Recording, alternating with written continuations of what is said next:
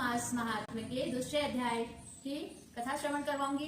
जैसा कि सर्वविदित है कि माघ का महीना बहुत ही पवित्र माना जाता है। माघ मास में कई ऋषि मुनि और धार्मिक लोग प्रयागराज में जाकर गंगा और यमुना के संगम पर स्नान करते हैं और प्रतिदिन दान पुण्य और स्नान करते हैं, वहीं रहते हैं और इसे कल्पवास कहा जाता है। अगर आप वहां नहीं जा सकते हैं तो माघ के महीने में घर पर ही ब्रह्म मुहूर्त में उठिए, स्नान कीजिए, अपने नहाने के जल में तिल और गंगा जल डाल लीजिए और ऐसा मन में संकल्प कीजिए, ऐसे मन में ध्यान लगाइए कि हम गंगा जी में स्नान कर रहे हैं। और माघ के महीने में अगर आप व्रत नहीं कर सकते हैं तो कोई बात नहीं, लेकिन दान पुण्य का बहुत अधिक महत्व है। भूमि दान, जल दान, वस्त्र दान, अन्न दान, ये बड़े 4-5 दान हैं। इनमें से सभी वस्तुओं का दान करें और तिल और गुड़ के दान का बहुत अधिक महत्व बताया गया है। माघ के महीने का एक एक दिन बहुत ही पुण्यदायी है। प्रतिदिन किसी न किसी चीज का दान करते रहिए और ब्रह्म मुहूर्त में उठकर स्नान कीजिए। तो चलिए अब मैं आपको माघ मास महात्म्य के दूसरे अध्याय की कथा सुनाती हूँ। शांताकारं भुजगशयनं पद्मनाभं सुरेशं विश्वाधारं गगनसदृशं मेघवर्णं शुभांगं लक्ष्मीकान्तं कमलनयनं योगविद्यानगम्यं वन्दे विष्णुभयभयहरं सर्वलोकैकनाथम्। माघ मास महात्म्य दूसरा अध्याय। महर्षि वशिष्ठ जी का राजा दिलीप को माघ महात्म्य सुनाना। इस अध्याय में महर्षि वशिष्ठ जी ने राजा दिलीप को माघ के महात्म्य के बारे में बताया है। इतनी कथा कहकर श्री सूत जी कहने लगे, हे मुनियों, इस प्रकार महर्षि वेखानस के वचन सुनकर राजा दिलीप ने नम्रता पूर्वक निवेदन करते हुए कहा, हे महाप्रभो, मैं माघ स्नान के फल को और जीव हिंसा द्वारा होने वाले महापाप को नहीं जानता हूँ, अतः विस्तार पूर्वक समझाने की अनुकंपा कीजिए। राजा के ऐसे वचन सुनकर महर्षि वेखानस कहने लगे, हे राजन, अंधकार का विनाश करने वाले सूर्य भगवान का शीघ्र ही उदय होने वाला है, अतः मुझे इतना अवकाश नहीं है कि मैं आपको माघ स्नान का धर्म विस्तार पूर्वक सुनाऊं। अतः तुम स्नान करके आओ और अपने कुल गुरु वशिष्ठ जी से जाकर उसे विधि पूर्वक श्रवण करो। महर्षि वेखानस के वचन सुनकर राजा दिलीप ने अनुचरों सहित वापस जाकर उस सरोवर में स्नान किया और मरे हुए पशुओं को वहीं छोड़कर घोड़ों पर सवार होकर अपनी नगरी में आ गए।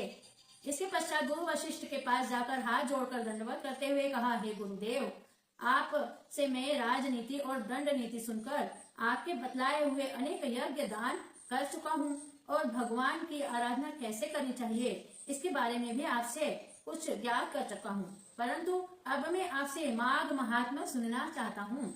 इसीलिए आप मुझे माघ महात्म्य सुनाने की कृपा करें और साथ ही यह भी बताने की कृपा करें कि माघ मास में स्नान किस विधि से किया जाता है। अब आप सुनिए कि माघ मास में स्नान किस किस विधि से करना चाहिए।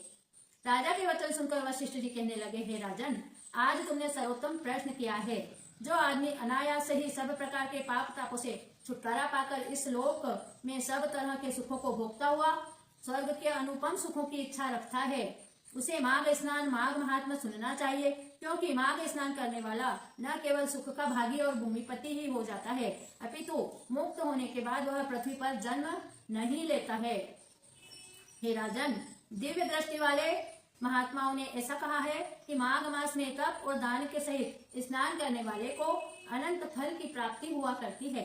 उसे अर्थ, धर्म, काम और मोक्ष, इन चारों पदार्थों की प्राप्ति हो जाती है।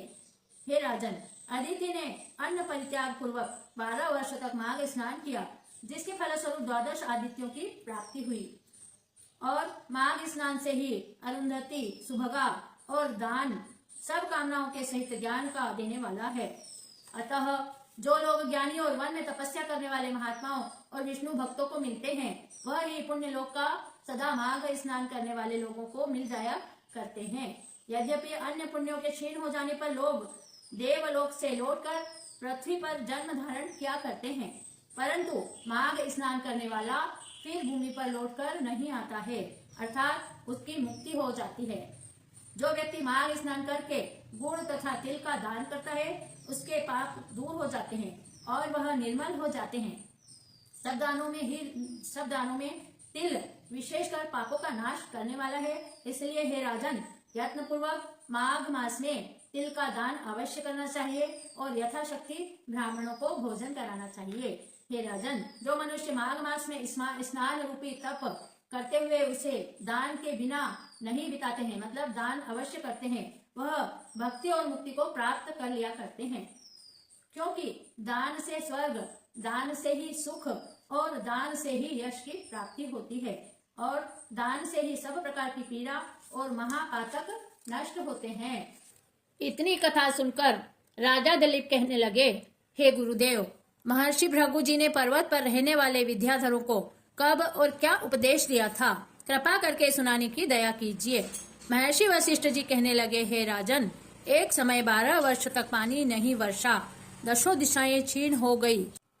हे राजन, मध्य प्रदेश, हिमाद्री, विंध्याचल पर्वतवासी भी जल अभाव से खिन्न हो गए और नियम, धर्म, संध्या, बंधन व वेदाध्ययन का शब्द सुनाई देने से रह गया। सब कुछ बंद हो गया तथा धर्म लुप्त हो गया। सब जीव जंतु उपद्रवग्रस्त होकर प्रभाहीन हो गए और फल फूल तथा जल से यह महीमंडल शून्य हो गया, कहीं कुछ भी नहीं बचा। हे राजन, यद्यपि उस महा अकाल के समय धरती के अनेक भूभागों में पानी और अन्न का मिलना असंभव सा हो गया था, तो भी रेवा नदी के तट पर होने के कारण विंध्याचल पर्वत वृक्षों से आच्छादित था और कुछ जल का भंडार भी रखता था, परंतु उसमें भी फलों का सर्वथा अभाव सा हो गया था। इसलिए महर्षि भृगु अपने चेलों के सहित वहां से हिमालय पर्वत पर चले गए, जिस पर स्थित कैलाश पर्वत के पश्चिम की ओर एक मणिकूट वाला शिखर है। वह गिरिराज स्वर्ण और रत्नों का भंडार है। उसके नीचे श्वेत पत्थर और मध्य में नीले पत्थर की शिलाएं विद्यमान है। वह पर्वत सब ओर से विभूति से सुसंपन्न होकर शुक्ल नीलकंठ के समान सुशोभित हो रहा है, जिसकी नीली शिखाओं में चमकती हुई बिजली के समान शिखाओं में कहीं कहीं स्वर्ण की रेखा मेघ मंडल में चमकती हुई बिजली के समान दिखाई देती है। माघ मास महात्म्य के दूसरे अध्याय की कथा यहीं समाप्त होती है। अच्युतम केशवम राम नारायणम कृष्ण दामोदरम वासुदेवम भजे श्रीधरम माधवम गोपिका वल्लभम श्री जानकी नायकम श्री रामचंद्रम भजे। बोले गोपाल कृष्ण भगवान की जय, माधव भगवान की जय। माघ के महीने को माधव मास भी कहा जाता है, इसीलिए माधव भगवान की जय बोलना चाहिए और भगवान श्री कृष्ण की माधव नाम से ही पूजा आराधना करनी चाहिए। आपको मेरा वीडियो कैसा लगा, मेरी कथा कैसी लगी, कमेंट्स करके जरूर बताइए। कल सुनेंगे हम माघ मास के तीसरे अध्याय का महात्म्य। जय श्री कृष्णा।